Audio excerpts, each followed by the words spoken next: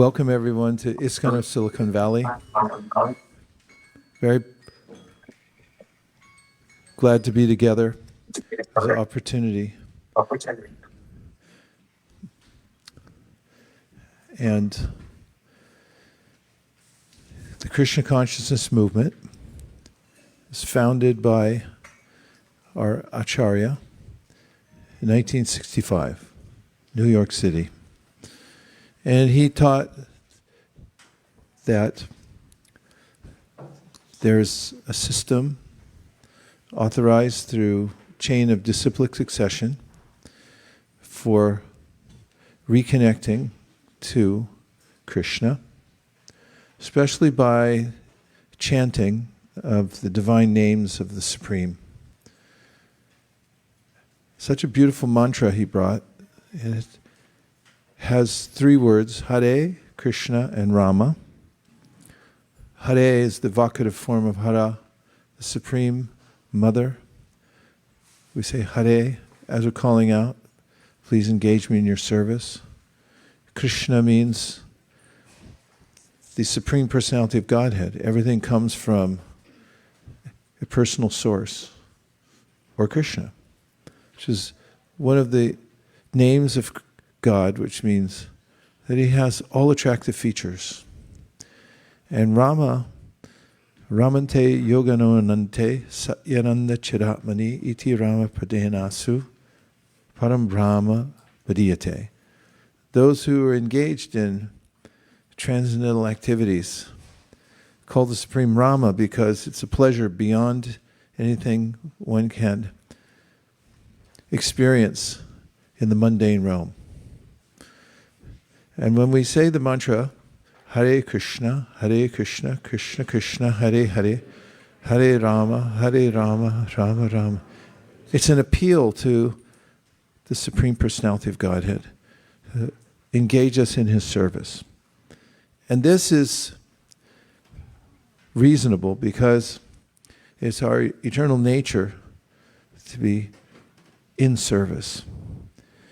Even in this world, everyone has a service. Even those who have an executive position, supposedly they serve everyone.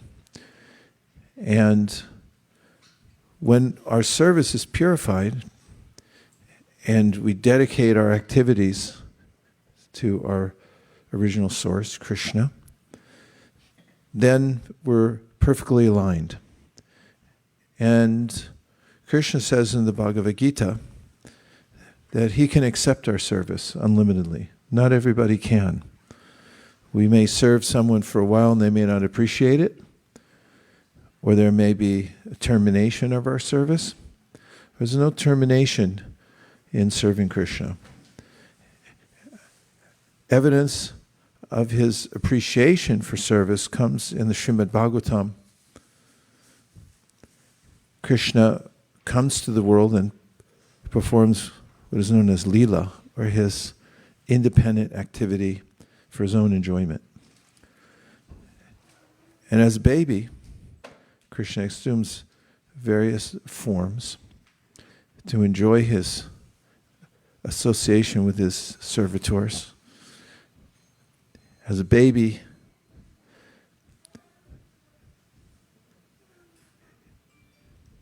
he came in contact with Putana. It's a long story, but she was a demoness sent by Kamsa at the time to try to kill Krishna. She acted as a mother, and Krishna, although she had a contrary purpose, she wanted to kill Krishna, somehow he accepted her service because she had presented herself as a mother to Krishna. And one of his devotees, Uddhava, remembering this, exclaims that who else would you serve besides Krishna? He's so generous that if you come even with a contrary idea, he'll find the good in it and he'll take the best purpose out of it, even if there was only a molecule of that, and elevate you to the highest position. What to speak of those who have a clear idea that they'd like to serve Krishna, and they go about that. Krishna consciousness is quite natural also because it involves community. We're social beings, and for the most part, and under the right circumstances, we really enjoy being around people because of our social nature. And that can be used to our advantage because it's quite natural. Krishna says in the Bhagavad-gītā that we assume the qualities of those with whom we associate. And if one were to want to advance in a particular discipline, one quite naturally would search out a community, a society, a club, an organization where people were focused on that discipline, and one would take the association of those people. So in a similar way, if one wants to advance spiritually, it's quite natural that one would gravitate towards a place where people were engaged in that practice. And it's natural because when we want to do something, we want to be with others who are doing it. And in describing the process of devotional service, one of the previous great teachers of Bhakti says that as soon as one develops a sense of appreciation for devotional service, the next impulse is to find out where people are practicing it so one can be there with them. That happened to me when I was in high school, and I had an impulse to practice spiritual life. And then I got a magazine called Back to Godhead, and it had pictures in it of young people, my age or a little older, who were doing various kinds of services together, running a printing press, or some of them were serving out food, prasadam, others were chanting in public. And I thought I'd like to be with those people, do what they do, find out what they're doing, and so I gravitated. So it's one of the ways in which our teachers say that we're drawn to the association of devotees as soon as we have a sense in our heart that I'd like to be more engaged in service to God. Then we look for people who are already engaged. Therefore, our founder started what he called a society, international society, with a view to giving people everywhere an opportunity to associate with those who are sincerely trying to improve themselves spiritually. And he recognized that it's a universal principle. It's not that it works in one culture but not another. It's not restricted to a particular culture because it has to do with the living force, the soul. And souls are equal everywhere. They may have different external circumstances, but internally we're all the same in that we're all parts of God and we're all conscious beings. And therefore, as he conceived it, the process of bhakti, would work anywhere, in any country. So we find now that this practice of bhakti is going on, especially under the banner of International Society for Krishna Consciousness in countries around the world. I'll name a few of the places I've been and witnessed the same practices of bhakti going on, but with different external trappings. For instance, people might gravitate towards eating vegetarian sushi rather than having dull rice and chapatis. Which country do you think I'm thinking of? Japan. I've been to Japan. Started going there in 1979, and I pretty much have been there every year since then. How many years is that? Sometimes I've gone there twice in a year. How many years? So I've been there at least 44 times, I guess, to Japan and spent some time there. And I noticed that people are people and souls are souls. And if they're in Japan, and they hear about Krishna consciousness and they see a place where they can practice it, they gravitate towards it. I've also been to Korea. I went to South Korea, but not North Korea. We gave that job to somebody recently. Rivik, that's his realm now. And he's maturing so fast, we might make him the GBC or something.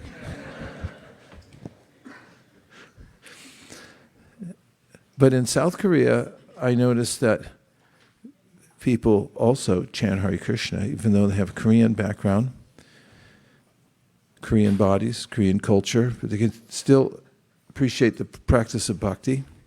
Been to Italy, and the Italians fit quite well with bhakti. You know, they're affable. The culture is affable. It's also pious. People believe in God generally. And the affability and the piety of the people, and of course the aesthetic of Italy. Well, there, in that environment, it suits people well to chant Hare Krishna. And their prasad sometimes is a little different than rice, dal, and chapatis. What do you think you see often there? Pizza, pasta, tomatoes, calzone, stuff like that. But they offer it all to Krishna. I've been to China, and I found that the Chinese were particularly enthusiastic about Krishna consciousness. And despite the fact that there are restrictions, government restrictions about assembly for the purpose of talking about God, it's closely monitored there. So you have to be really careful how you do it. Otherwise you can get in trouble. But do they do it? One way or another, they figure out how to do it even in the most restrictive of times. They find ways to congregate, exchange information, hear and chant about Krishna. I've been to Mexico. You think the Mexicans chant Hare Krishna? They certainly do. And the cuisine was different. They have tacos, tostada. Hope nobody's hungry.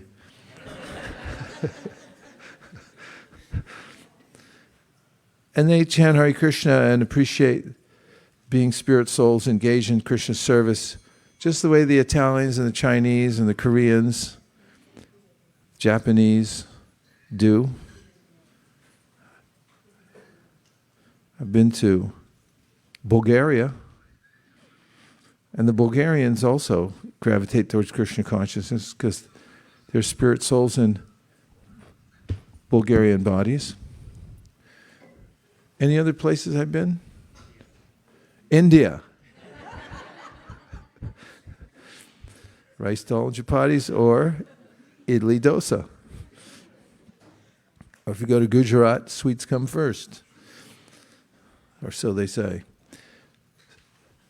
So anywhere you go, not just on this planet, but if you went anywhere in the universe, of course we may not have so much facility to go other places in the universe, but on this planet, every culture, you'll notice that Krishna consciousness transcends the particular culture because it has nothing to do with our external feature as an Italian or Japanese or Chinese or Korean or Indian or American.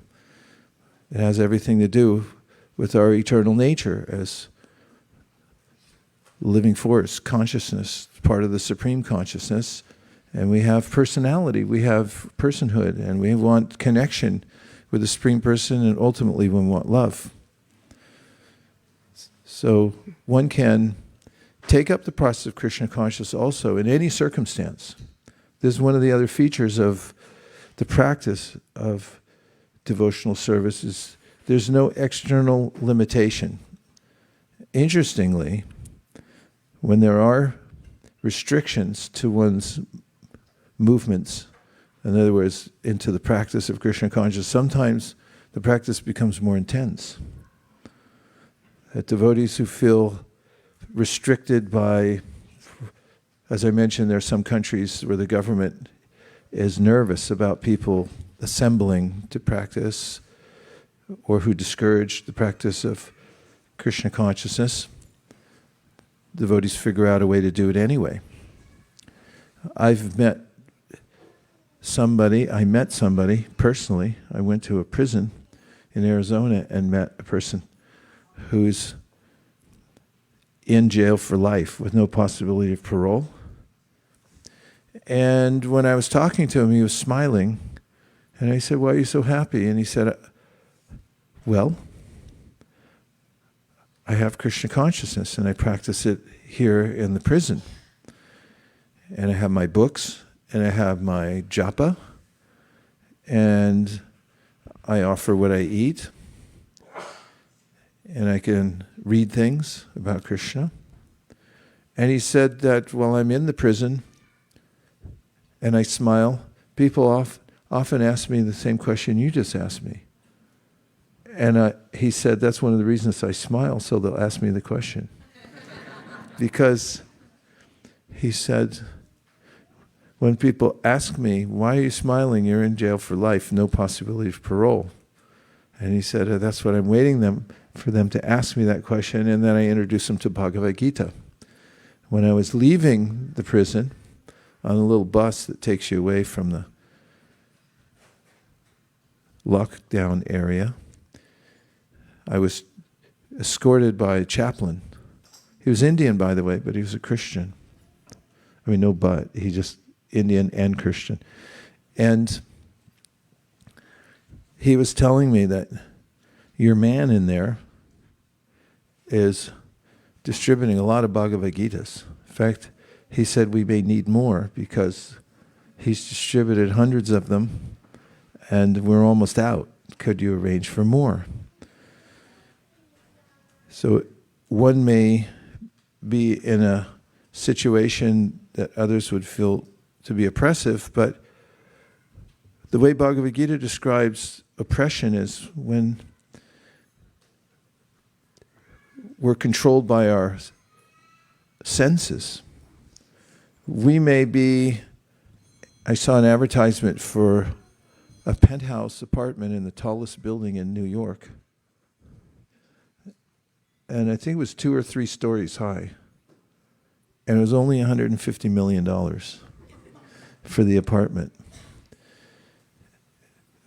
And one may have $150 million lying around that one could just invest in that. But what if you lived there and then you felt depressed? Or what if you lived in there and you felt tired of looking at the view, which is part of the appeal of the place, and you just thought, same old view? And what if you developed bad habits like looking at a screen for 12 hours a day or taking some kind of substance that alters your consciousness and you couldn't stop doing it, but you still lived in a $150 million penthouse? And the way Krishna would describe it in the Bhagavad-gītā is that you're oppressed by your senses, and how could one be happy in that situation? There's no peace. Whereas one might be in the simplest environment, but if one has mastery over one's senses and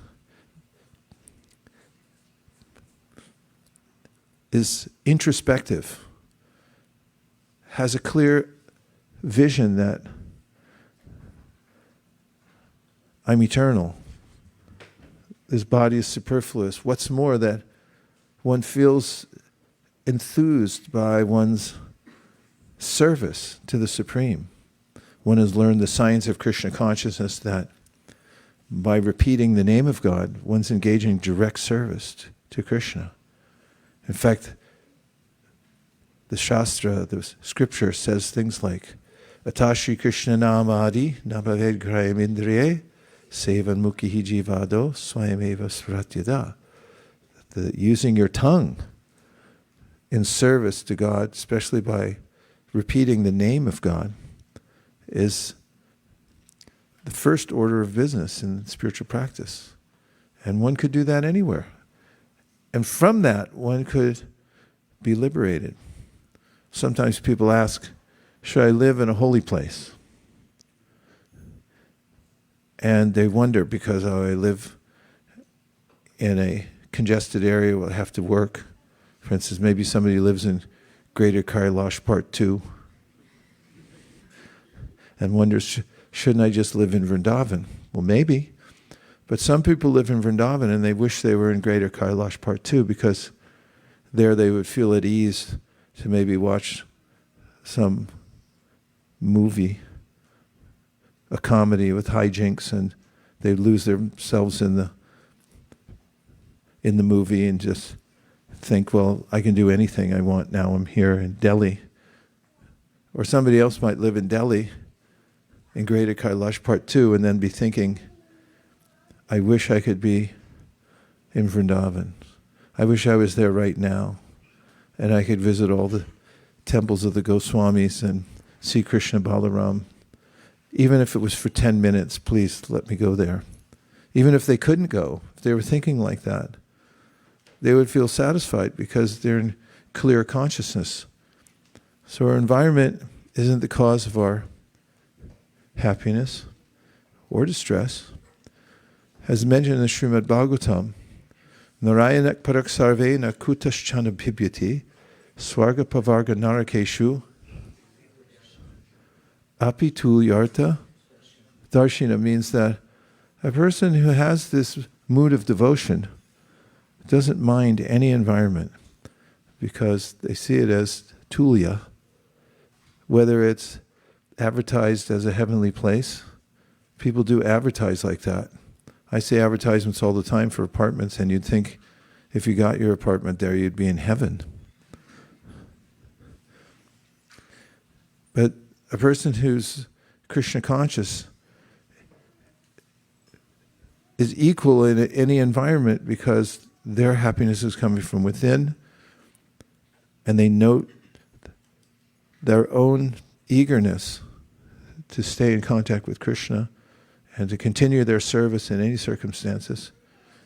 And some, when they're oppressed and they go on with their practice, feel even more joy because they realize that they're no longer tied to the material world and they can be happy anywhere. That's a good thing to know. That happiness isn't dependent on external circumstances. So, for these high-minded purposes, our founder, an Acharya, started this society to give everyone a chance to live together in different parts of the world and practice the tenets of Krishna consciousness.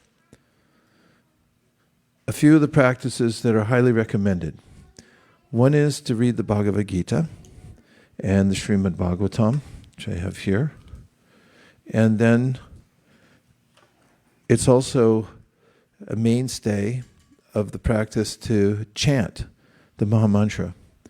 Take time to chant and hear the Mahamantra during a private session, because just between you and your mind and Krishna, you take the time and you can observe your own proclivities when you're chanting by yourself. When you sit in a kirtan, like we're going to sing together in just a few minutes, you may be carried away by the audience's collective enthusiasm to chant. But when you have to be by yourself and chant, then you may notice that there are forces coming from your own senses that try to drag you away. That's good information to have, isn't it? You could be aware of your own inner state. And by practicing chanting, you can improve your own internal state by again and again calling out the names of Krishna and having an experience that by saying the names, you're hearing and listening, you're hearing something that is not part of this world. It's an experience one can have. And also, one may have the experience that by chanting one feels naturally satisfied, which can come in the form of a sense of detachment from those things that are troublesome or that are clingy. Things cling to us here in this world, and we may slough those off just by chanting. That would be nice to have. People try to take pills for that. Like, these emotions won't let me go, or these habits. Just take this. You take it. As soon as you stop, then it's worse than it was before. But if there was a way in which to come to one's original state of consciousness and not be afflicted, then wouldn't that be the best of all things? And it's just amazing, too, that it's such a simple step to come back to our original consciousness, which is Kṛṣṇa consciousness. It's original, perfect, pristine, and full of joy and happiness. For instance, in the Bhagavad-gītā, Krishna says, in the very preliminary realization of our original consciousness, we feel three things that are hard to find in this world, or impossible. First of all is joy. It's hard to be joyful, but with this caveat, for no reason. Most people get joyful for a few minutes when they realize that they want a new toaster. Like, you just want a toaster, and it's fantastic, and then you think, where am I going to put it? What if I get electrocuted by it? There's all kinds of concerns, but being joyful for no reason, that's unique in this world where we're responding to various stimuli and then finding whether it's pleasurable or unpleasurable. But this is something transcendental, Krishna says. And then he says, we give up the sense of regret that we have for any of our losses in this world, and we also don't worry about the future. How could that possibly happen? Well, you'd have to be situated in your original consciousness of realizing that there really is no past and future. I'm always here, always have been here, and I'm situated in the moment. And then thirdly, one gives up envy for other living beings. There was a kid I knew in first grade, and he used to step on bugs. He'd see a bug and then he'd stamp on it, and we'd always say to him, what do you do that for?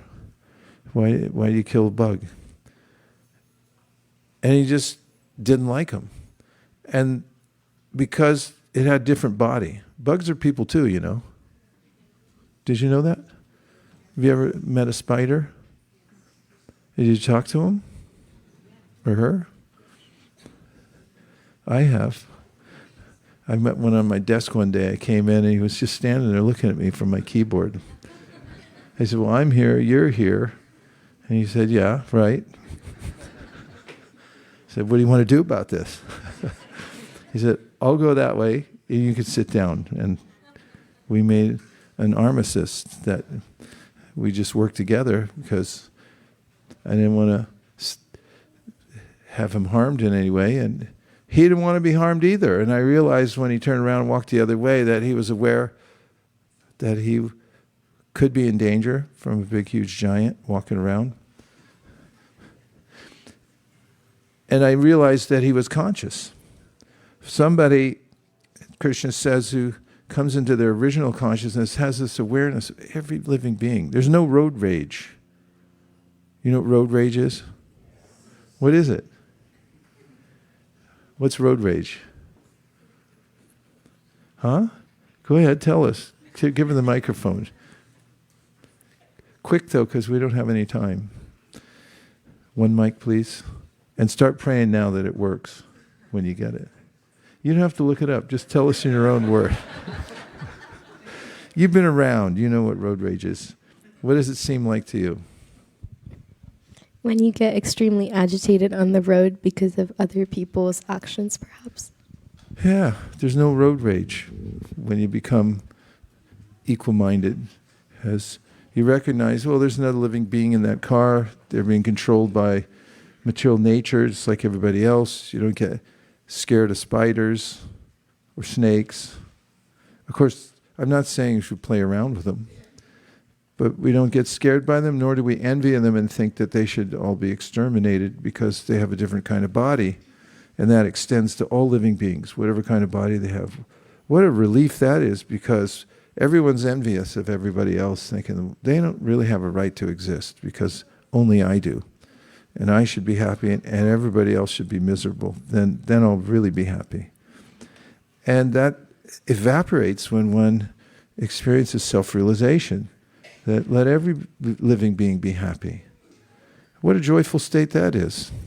And that's just the starting point of pure consciousness, is to be aware of everything has its connection with Krishna.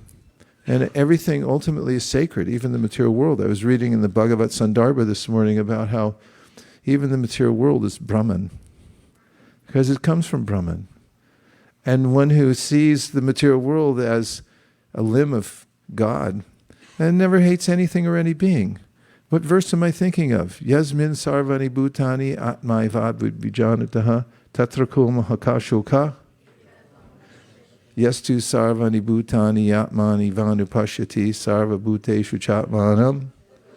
Tato navijugupsate. When you see like that, you don't hate any living being. You're not disgusted with anything or anybody because you see everything's working according to the divine order. So this is needed in the world, don't you think?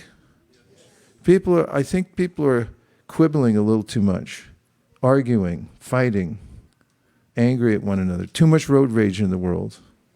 Too many people that are angry at other people because they don't look like them. What do you think? We're not going to stand for it. We're going to try to raise the consciousness of the whole world. That's the purpose of the International Site for Krishna Consciousness. Raise the consciousness. First, we'll start with me. And then when I have a foothold in self-realization, then maybe I can be effective at helping other people. Otherwise, how would I help anybody if I'm still under the grip of my senses? How would you do good for other people if you still felt envy or you had a vested interest in getting something out of them rather than just pure service to help them? What do you think? Yes, what? What do you think that way? Go ahead, you're smiling. Kitavli? She's been writing a lot lately, so she must be very thoughtful. Right? Writing tons of essays, big stacks of them. Tell us what you're thinking.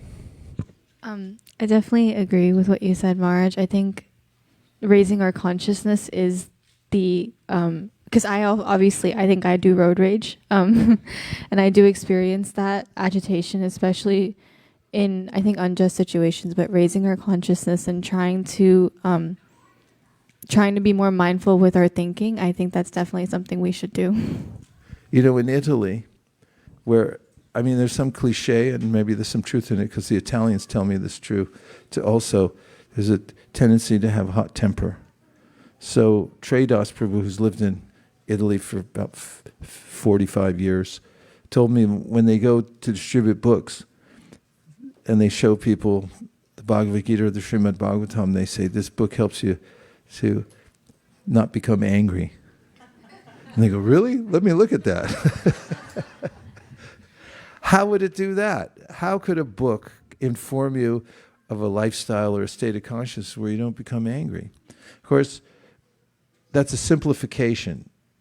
Not angry by impulse due to being disturbed by not getting what you want, which is where material anger comes from. There are circumstances described in the Srimad Bhagavatam where one becomes angry for the right purpose, and it's different from being angry because you didn't get what you want materially. Your senses are not satisfied in the way you thought they were going to be satisfied. That's Krishna says in the Bhagavad-gītā, Dhyayato vishayam pumsam sangasteshu pajayate sangat sanjayate kamat krodho bilabhite. That when one looks at the world and thinks, I want to possess and control that, and then it doesn't work out, which it never does, then you become angry because you're disappointed. You become angry. But how could you rise above anger? Well, you could become equipoised and if somebody cuts you off from the freeway, is it possible that that sense of anger doesn't arise in your heart? It's possible, right? If you're God conscious. That's very practical because most people get disturbed. What about if somebody cuts in line in front of you? What if you're at the DMV and somebody just walked in and they... Now, I'm not advocating for being a doormat for everybody, but I'm just talking about what our reaction is to the world. I'm saying that when one becomes equipoised, and again, it doesn't mean you become automaton and you, if somebody bullies you, you just say, oh, that's fine. I'm going to listen to your Jad Bharat. That's a whole nother story. But it does mean that we're at a certain state of consciousness where we don't react to such things in a way that our mind and heart becomes polluted by anger. So this is very practical and it's universal. And so practice is to move forward. I'm serious, you got to move forward. 7.2 inches. And if you have any gaps, fill them up. Because it makes a big difference. Today I had a document I had to print, and it said it was 15 pages, and I got it down to around 12 just by getting rid of the gaps. So do the math. We could fit more people in here. So anyway, we're all here together, and I'm giving these ideas because we're a movement that advocates for sharing. Sharing. So when we share Krishna consciousness with others, then there's more for us. This comes up in the life and times and teachings of Chaitanya Mahaprabhu. And if you haven't read the Chaitanya Charitamrita, call in sick. Whatever you have to do, you should read it. I'm preaching from experience. We just retreated to India. We were there for 7 weeks. We took 3 of those weeks to stay in one place, one room, not going anywhere else, just to hear the Chaitanya Charitamrita. Right? Witness. He organized it. This devotee here with the orange hat. Deva Vrata Prabhu organized it. Give him a hand.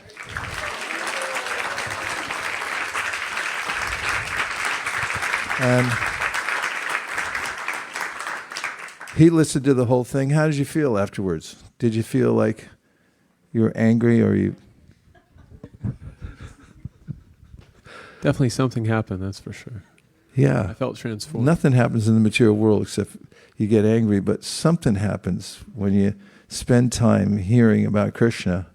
I think it was palpable coming in and going out. You could see a difference in your consciousness, and I spoke with many devotees. They felt changed participating in it. The world looked different. You come out and you go, blink, blink, where am I? I took too much. It's too nice. Yeah. There was a song in the 1960s. The refrain was, it's all too beautiful. They kept saying, it's all too beautiful. But, you know, in an intoxicated state, somebody might sing that. But for those who are in Krishna consciousness, that's how they feel. They hear about Krishna. There's an overwhelming sense. It arises within the heart that this is too beautiful. I can't even contain it. And what do you do about that? Well, joy wants to share itself. As soon as you feel joy, you want to go out and give it to somebody else. And if you do that regularly and share with other people, then it increases. And that's the metaphor in the Chaitanya Charitamrita. It talks about how Lord Chaitanya, who's Krishna himself, who came to distribute Krishna consciousness to everybody and invite everybody else to help with the process, gives this example of a warehouse full of the goods. What are they? Prema Bhakti. They're in the warehouse, but it's locked. So what did because a lot of cultures, they'll have some religious system to say, yeah, you don't worry, we'll give it to you ourselves and you don't try so hard. And they keep it locked up. Say, only we can really experience it. Maybe you just depend on us. But Chaitanya Mahaprabhu said, no, everybody can take this, but it's locked up, so what are we going to do? They broke in to the warehouse. They smashed the lock off it. And then they took the contents out. It's all metaphorical. They took the contents out and they gave it to everybody.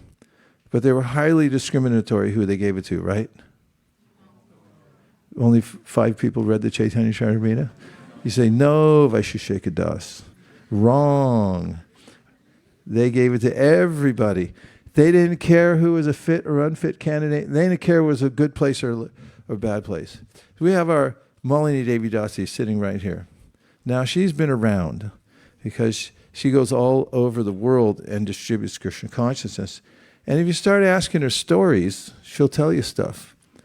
Like a story she'll tell you is, she was at a street light and she induced somebody to roll down their window, and in 10 seconds she told them the whole contents of the Srimad Bhagavatam. Should have been 12 seconds. She could have covered each canto in 1 second.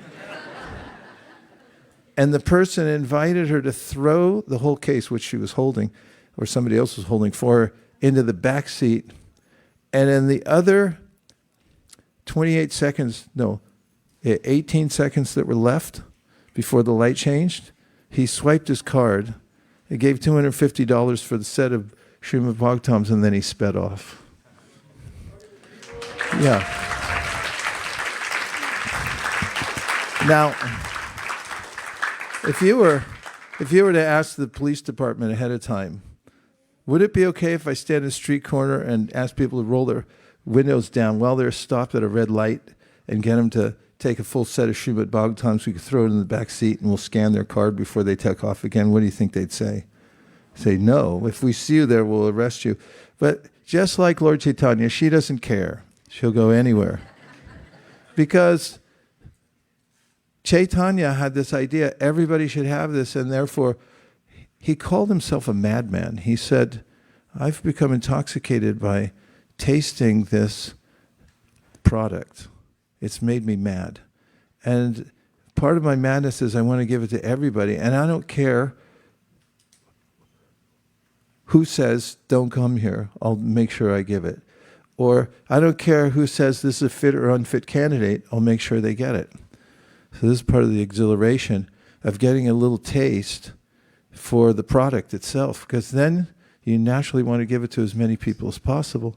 And the more you give it, now here's the spiritual mathematics, the more they plundered, in fact in Bengali it's the same word in English, lute. Have you ever heard of looting? Did you ever watch looting before? You see it on television, right? After the Rodney King verdict. And by the way, I frequently quote Rodney King because big riots broke out in Los Angeles. You guys weren't alive then, right?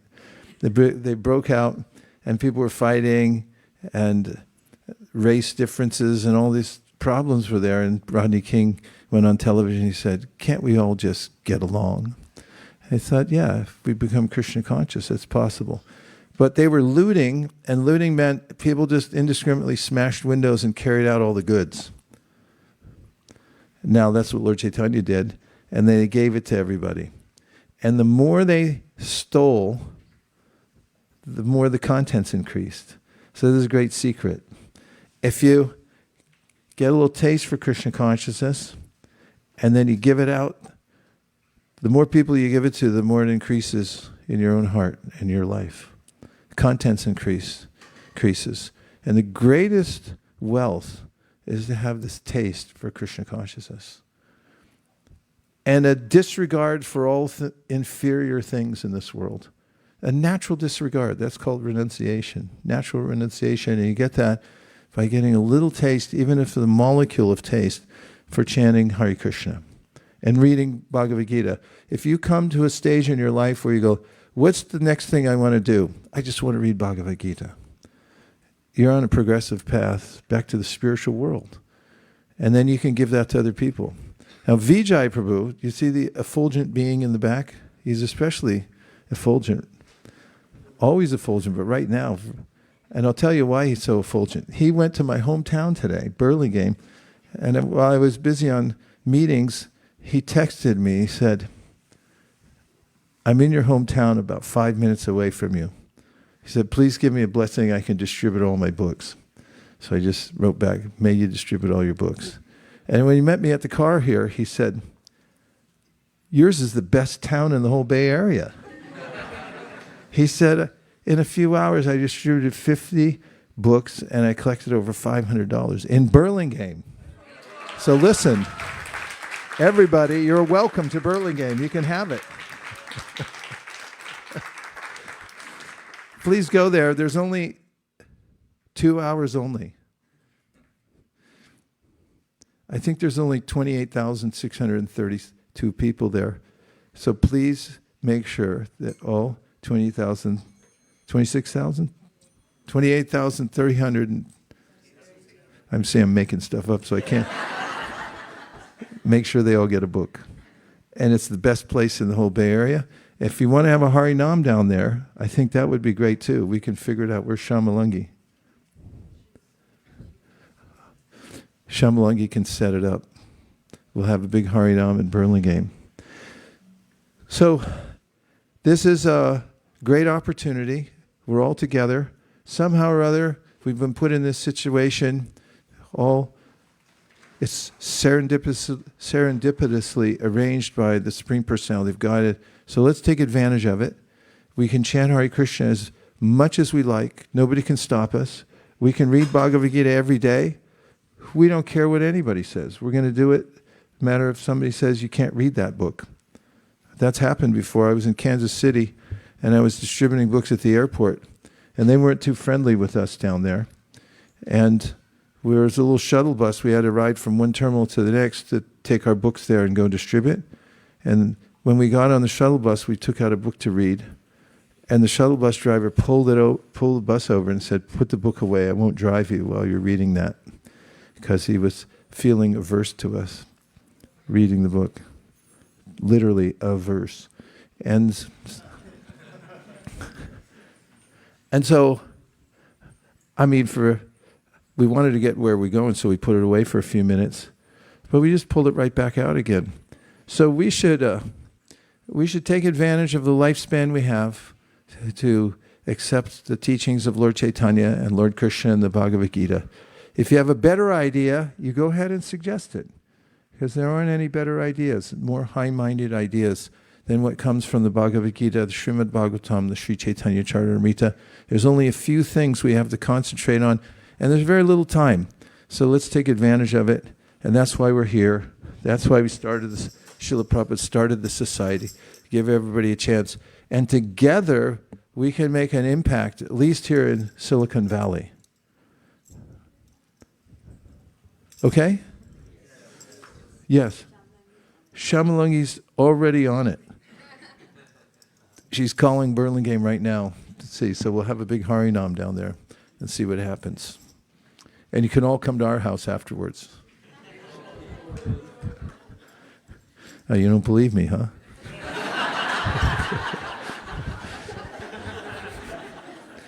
We'll have a big party, a soiree in our backyard.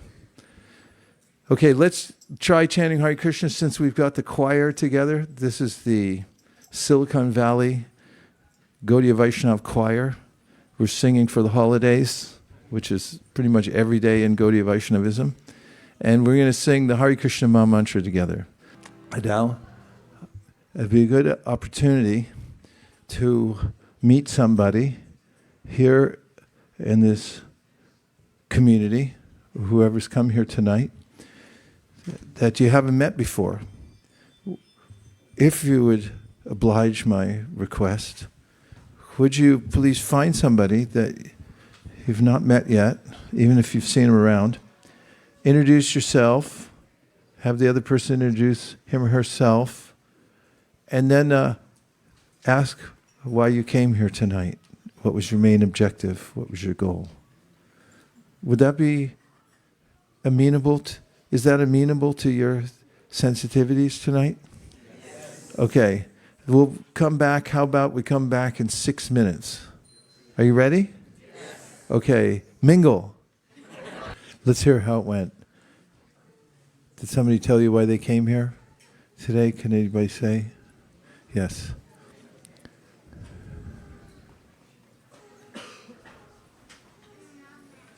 Hare Krishna. I met Girish Prabhu here.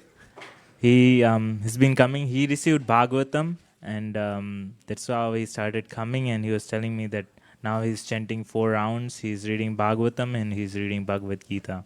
So first he... Hey, Girish.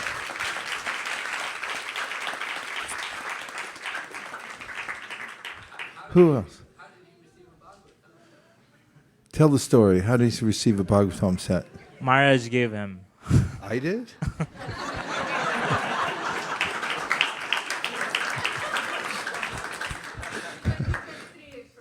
2023 April? Really? Oh, thank you. I'm so happy. Thank you. You're chanting too? I have been chanting same 4 rounds and I'm reading Bhagavatam as well. I'm in 3rd canto. Wow. Fantastic. Thank you.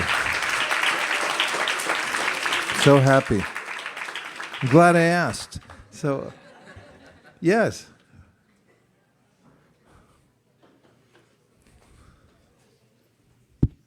So we spoke to Shalini.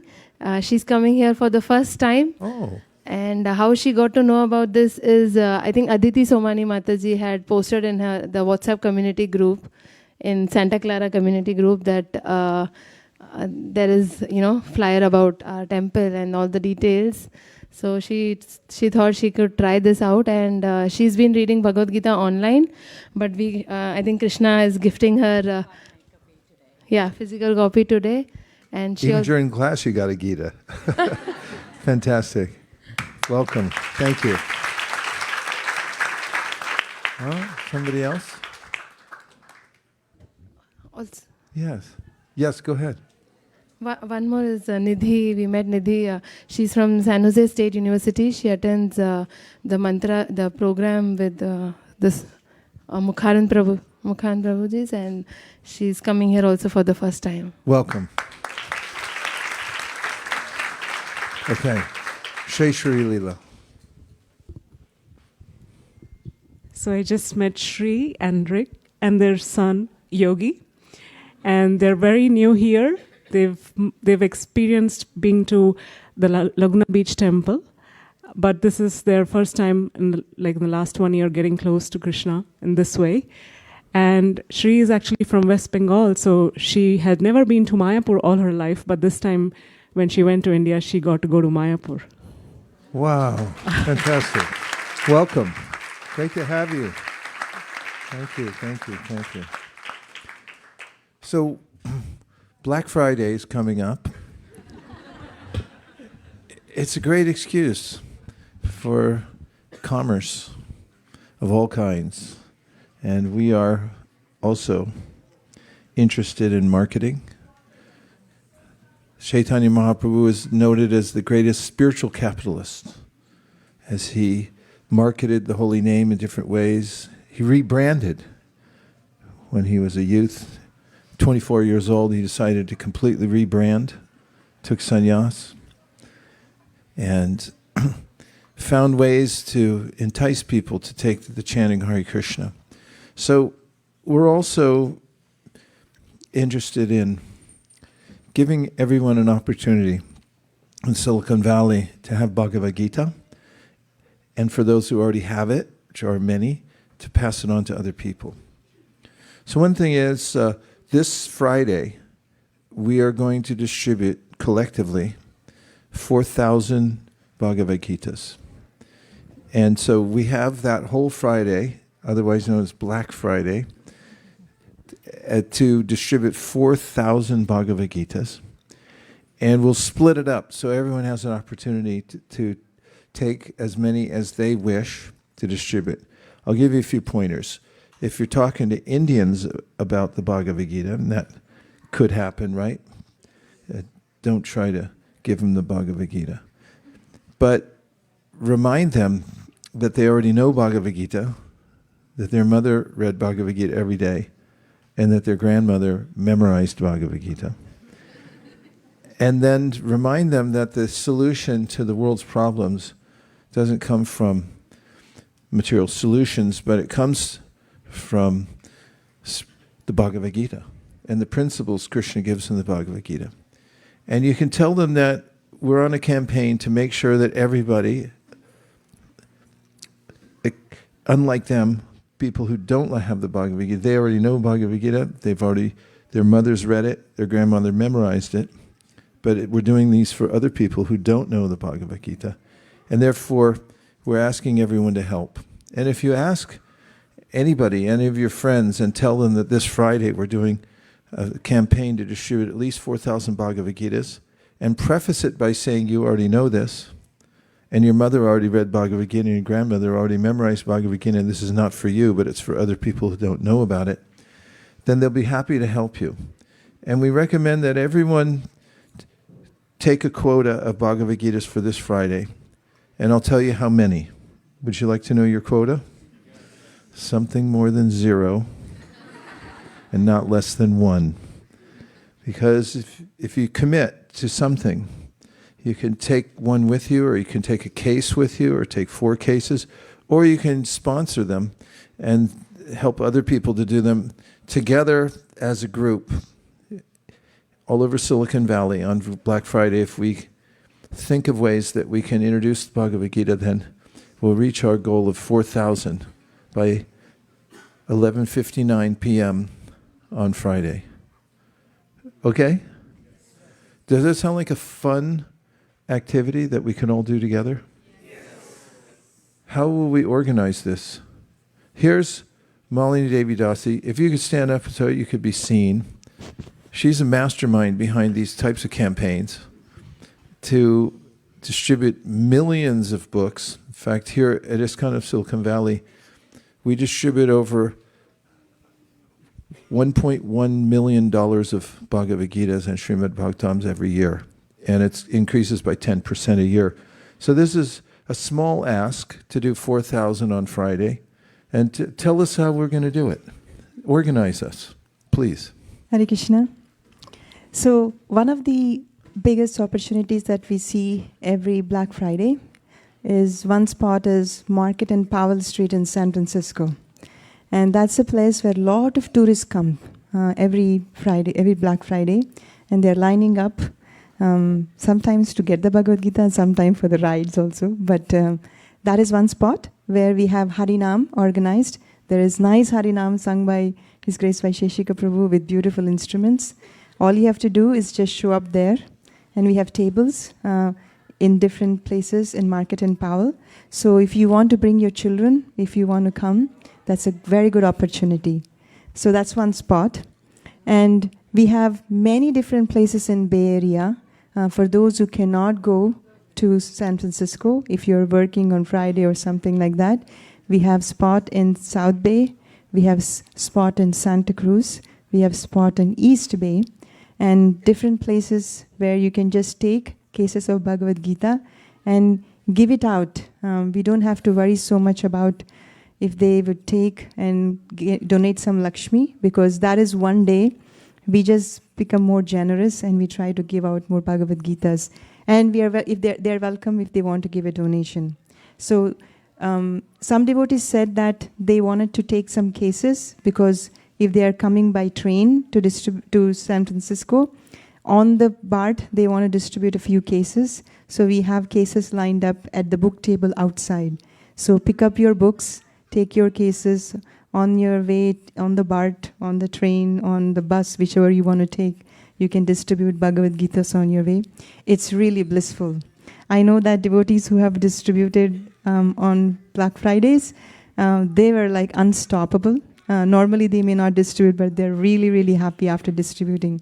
So please see us at the table outside, and then we will give you the cases of Bhagavad-gītā. And you can see me, and if you have any questions on details on how to distribute Bhagavad-gītās, we'll give you a quick training also. So please participate and also have fun while doing it. Thank you. Wait. Tell us something about what it feels like to go out. Give us an anecdote. People you've met, experiences you've had to go out to distribute books. Why do you keep going out? What happens when you go out there? What does it feel like? What have you seen, heard, felt? Tell us a story, please. we see that many people are in distress. Some people are looking for this knowledge. And there is one story. I was just going out shopping, actually not for distributing books. And when I was going shopping, and I had a tilak on after some program, and I was going shopping, and somebody was just going to the store. I just said Hare Krishna, and as soon as I said Hare Krishna, that person just turned around and she said, "Oh, Hare Krishna," and then she just started talking. Who are you? Why did you say Hare Krishna to me? And then I just said that I'm actually volunteering for this local yoga center, and we distribute Bhagavad-gītā and Srimad Bhagavatam. And she was so interested. She said that nobody greeted me like this before. They just wanted to be noticed. They just want to be recognized. So after a conversation, I gave a Bhagavad-gītā, and that lady came to the temple also. So they just wanted to be heard. And when you say Hare Krishna, immediately something sparks in their heart. And sometimes, once also, we went to Yosemite, and we just didn't distribute any books while we were on the trip. So we just thought, okay, we should just go to some rest area and distribute. And I found a person to distribute Bhagavad-gītā, but he didn't take it. But the person next to him said, okay, I will take it.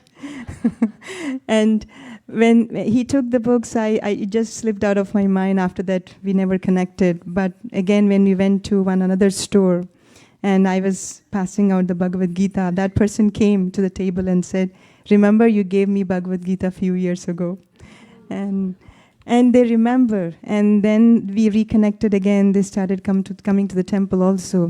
So this experience of connecting everyone to Krishna is exactly what Sri Chaitanya Mahaprabhu asked us to do. Whoever you meet, whether you know them, you don't know them, whether they're interested, not interested, just present Bhagavad-gītā or any other books that you have that Srila Prabhupada wrote, and just connect them back to Krishna. That's all we are doing.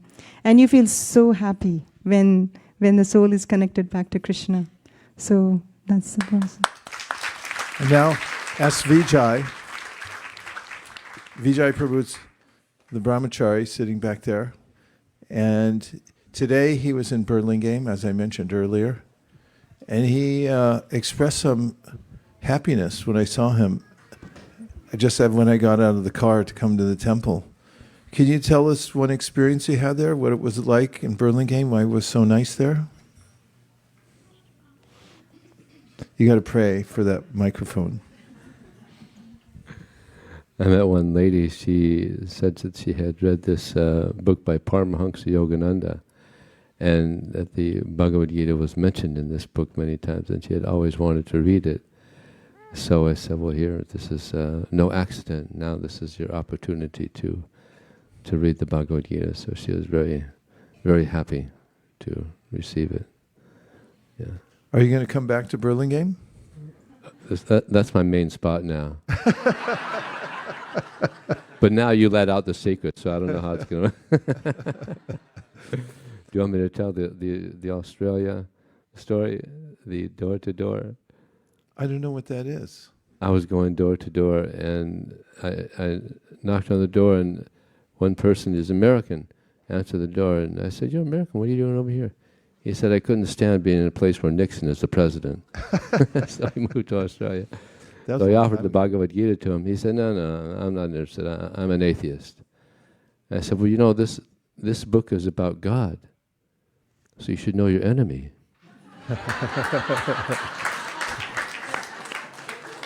And he said, all right, good point. All right, I'll take one. Thank you, Vijay, for Hare Krishna. And now, for the main part of our program tonight, we're going to have a Hare Krishna dance party. So when you dance, you put your arms in the air and you shuffle your feet and you express yourself to Krishna by singing out loud and dancing. Then all the birds of anxiety will fly away, guaranteed. And we got this temple specifically because of the floor. This is a dance floor. It's wooden. And so we're going to move all the cushions and the carpets. The ladies can stand on this side, gentlemen on that side, unless you have other arrangements you need to make. That it's not that strict, but just to give convenience to everybody. And then feel free to dance to your heart's content, because that's what we do here. Okay? Thank you so much, everybody, for coming out on a Sunday night. It's great to see you. Stay in the light. Keep chanting Hare Krishna. Read Bhagavad-gītā and give it to as many people as possible. Okay? Thank you very much. We'll see you in 32 seconds on the dance floor. Hare Krishna.